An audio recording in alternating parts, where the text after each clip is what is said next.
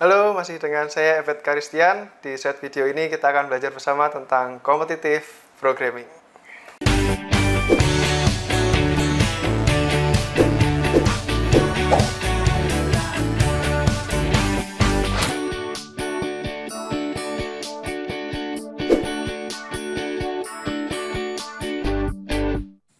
Materi Dynamic Programming kali ini tentang Longest Increasing Subsequence. Buat kamu yang belum lihat video pertama tentang Introduction, silahkan tonton dulu di video pertama, kita bahas apa itu Dynamic Programming. Di video kedua, kita juga bahas tentang salah satu problem DP yaitu Range Sum Query. Nah, di problem yang ketiga ini, kita punya problem yang berbeda untuk dibahas. Sebelum dilanjutkan, kita akan review singkat tentang dua syarat dari dynamic programming. Yang pertama, optimal substructure.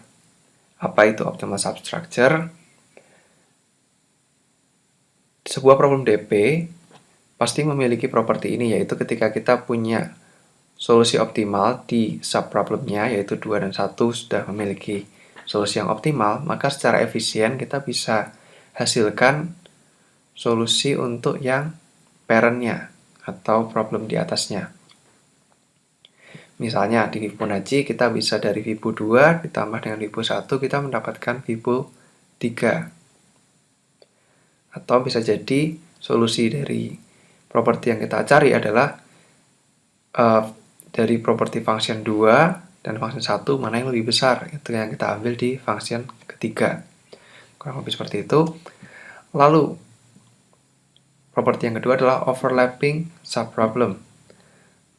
Di sini bisa kita temukan kalau ada subproblem yang dikerjakan lebih dari satu kali.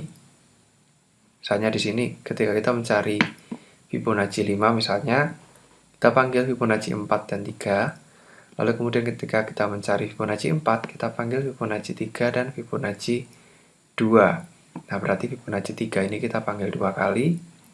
Fibonacci 2-nya kita panggil 3 kali. Sudah kelihatan ya? Berarti ada beberapa subproblem yang akan diulang. Nah, kenapa ini penting? Karena ketika kita temukan mana yang bagian overlapping-nya, maka kita bisa menghemat waktu atau kita bisa menemukan mana sih yang harusnya kita buang prosesnya.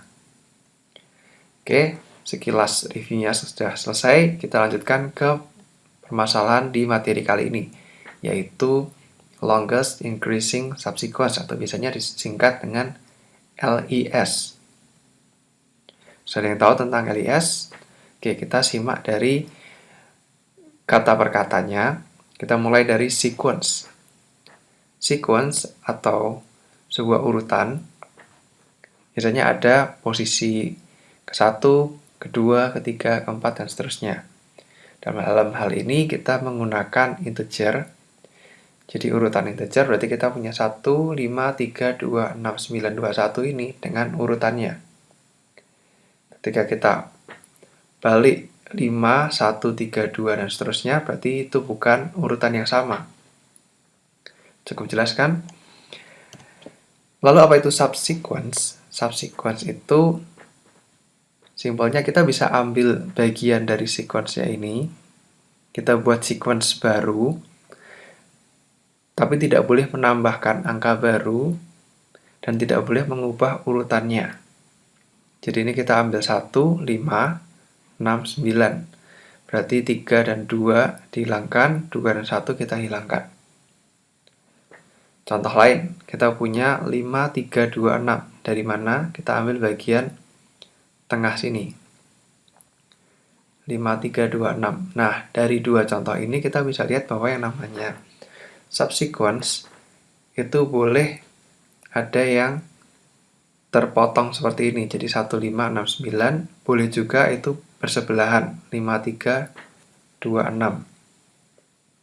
Oke, ya, tidak harus 1, 5, 3, 2 atau 6, 9, 2, 1. Itu tidak harus. Kita bisa juga buat yang tidak berurutan secara langsung. Tapi yang tidak boleh diubah adalah urutannya. Kalau tadinya 5 itu sebelum 6, berarti di bagian subsequence-nya kita tidak boleh mengubah jadi 1, 6, 59. Sebagai contoh, di bagian paling bawah kita punya 351. Kenapa ini bukan merupakan subsequence? Kita cek, kita punya angka 3 di sini, kita akan cari angka 5 berikutnya. 2, 6, 9, 21. Kita tidak menemukan angka 5. Berarti kita bisa simpulkan bahwa 351 ini adalah subsequence yang bukan berasal dari sequence ini. Atau kalau mau dikatakan, apakah ini merupakan subsequence dari sequence ini? Bukan. Kenapa? Karena tadi 5 dan 5-nya tidak ada di setelah posisi 3. Walaupun satunya ini kita juga punya di sini. Kalau kita mau ubah 351 ini menjadi sebuah subsequence, berarti kita ganti 5 dengan 6, bisa. Diganti dengan 9, 2, bisa. Lalu yang berikutnya, definisi dari subsequence sendiri adalah sebuah urutan yang kita bisa dapatkan dari sebuah urutan yang lain. Caranya adalah mau dihapus boleh, mau nggak dihapus juga boleh. Tapi syaratnya nggak boleh ngubah urutan dari elemen yang tersisa. Oke, itu kalau secara definisi. Lalu increasing subsequence. Nah, ini kita punya subsequence, tapi spesialnya dari subsequence yang ini adalah nilai dari tiap membernya atau tiap urutannya akan selalu semakin besar. Jadi 2 menjadi 6, 6 ke 9. Kita juga punya 1, 3, 6. Lalu 1, 9. Kalau kita perhatikan dari angka-angkanya di sini, tidak ada sequence yang angkanya semakin ke belakang semakin kecil. Berarti kita dapatkan subsequence yang increasing value-nya. Lalu seperti apa yang bukan increasing subsequence? Kita bisa dapatkan 2, 6, 21 di sini. Apakah ini merupakan subsequence? Iya. Tapi apakah ini increasing? Kita cek. Kita punya 2, 6, betul.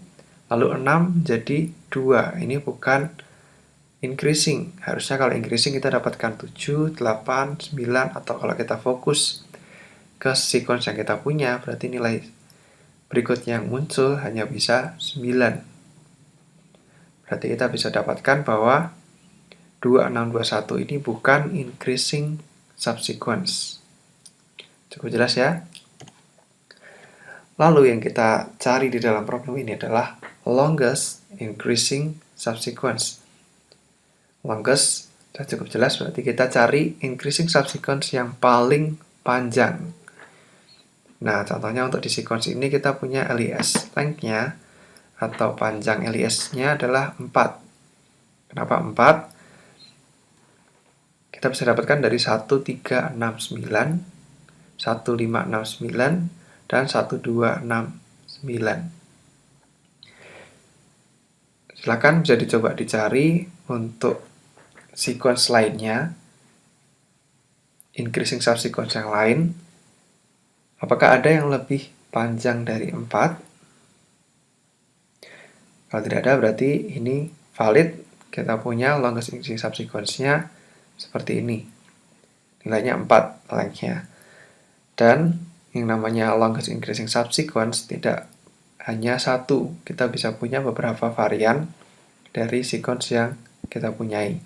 Contohnya untuk sequence yang kali ini kita punya ada 3 longest increasing subsequence. Oke, sampai di sini problemnya sudah cukup jelas.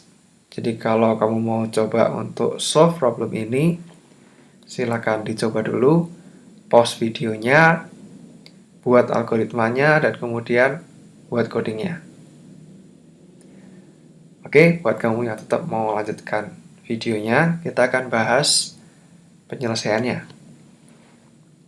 Masih menggunakan sequence yang sama, kita punya array value, dan kemudian kita akan perhatikan juga di sini ada indeksnya, value, dan kita tambahkan satu buah array lagi, LES. Nah, yang kita mau cari adalah LIS pada indeks ke-0, artinya kalau kita libatkan angka pada posisi ke-0 ini, berapa panjang increasing subsequence-nya. Karena dia posisi ke-0, berarti paling panjangnya adalah 1. Kemudian kita lanjut ke posisi 1, kita punya value 5. Longest increasing subsequence-nya 2. Dari mana kita dapatkan 2? Dari 1, 5. Jadi kita punya 2. Di indeks kedua, LIS-nya adalah 2. Yaitu kita dapatkan dari 1, kemudian 3. Di posisi ketiga, kita dapatkan dari 1, kemudian 2. Posisi keempat, kita dapatkan LIS-nya 3. Nah, 3 ini dari mana? Kita bisa dapatkan dari 1, 5, 6, 1, 3, 6, atau 1, 2, 6. Lalu kita lanjutkan. Untuk posisi kelima, kita dapatkan nilai 4. Nah, 4 ini dari mana? Kita bisa dapatkan dari 1, 5, 6, 9, 1, 3, 6, 9, 1, 2, 6, 9. Semuanya mempunyai panjang 4, dan seterusnya.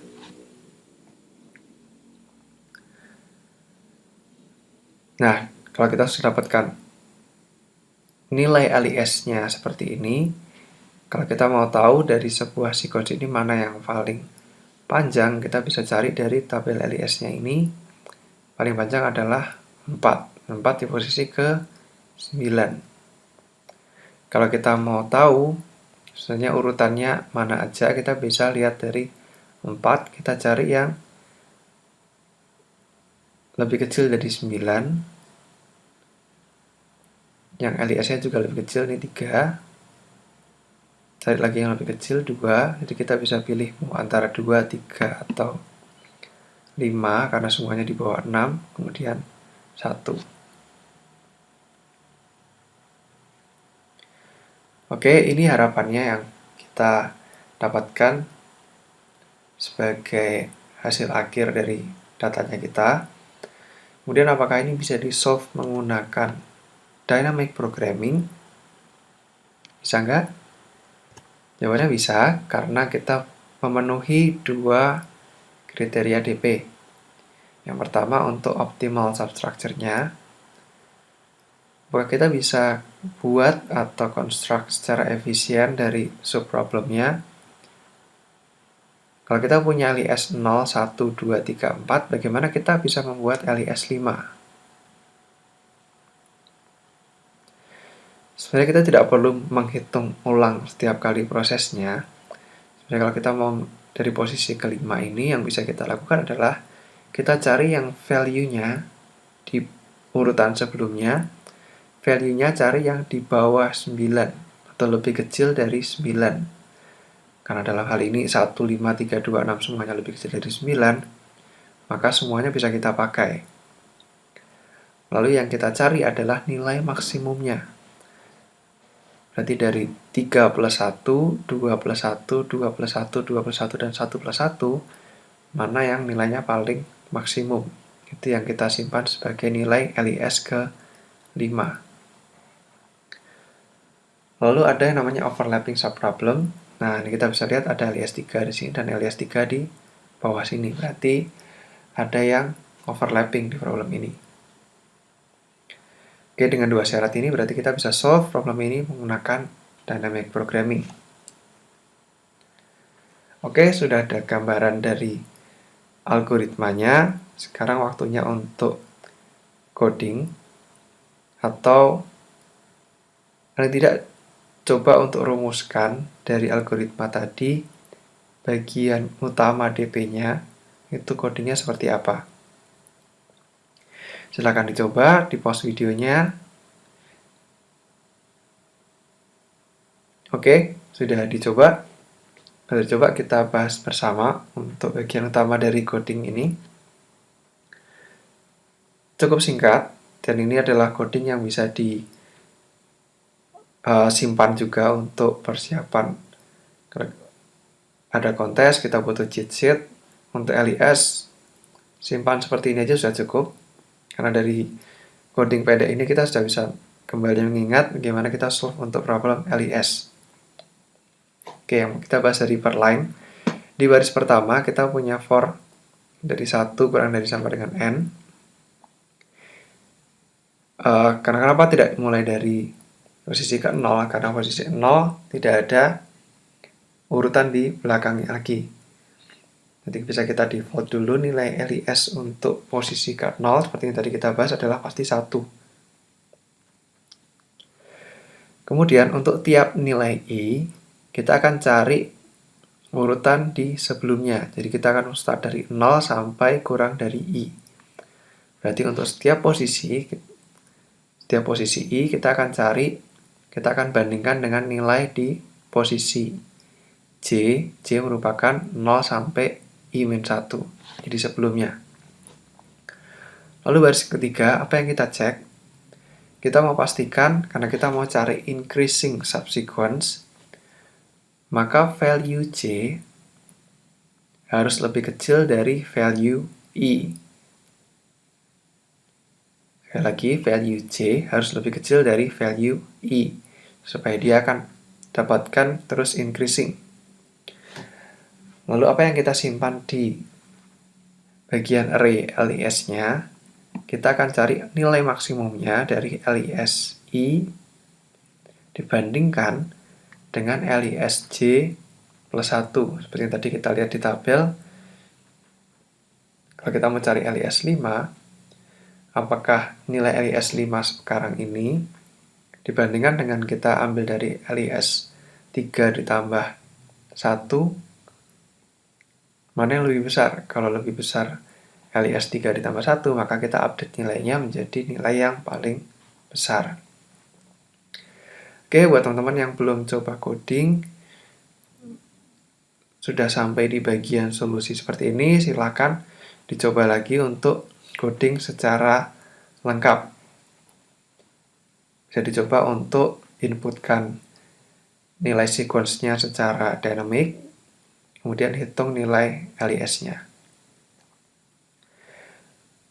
Oke, seperti biasa untuk problem DP, kalau teman-teman masih bingung untuk longest increasing subsequence, coba pahami ulang problemnya, kemudian pahami gimana cara solve LIS-nya, kemudian coding sendiri lagi, dicoba ulang, dan kemudian ulangi lagi, sampai teman-teman bisa 100% memahami problem LIS ini. Oke, sekian problem DP di LIS. Kita akan bahas problem DP selanjutnya di pertemuan atau di video berikutnya. Oke, sekian materi hari ini. Kalau ada pertanyaan, jangan lupa tulis di kolom komentar. Jangan lupa like, comment, and share juga. Jangan lupa subscribe untuk dapatin konten competitive programming berikutnya. Thank you for watching.